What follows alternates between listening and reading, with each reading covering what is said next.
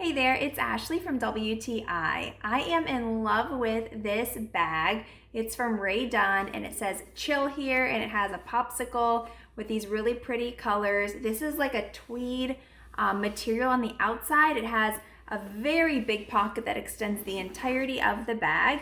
And I really like the base of this. This has a wide base, so when you are putting things in it, you can easily fill it all the way to the top without overcrowding it. It has these really durable straps here that are folded over for support and stitched together. The zipper here works really well. I do really like a plastic zipper because it's not going to corrode.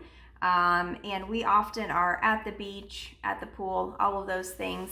So we use this bag as a tote. As you can see, I have some towels in there and clothes, and we also use it as a cooler. So the fact that this can be used both ways is great. It cools my food and leaves it cool all day. I would highly recommend it. It's my new favorite bag, but that's just my point of view.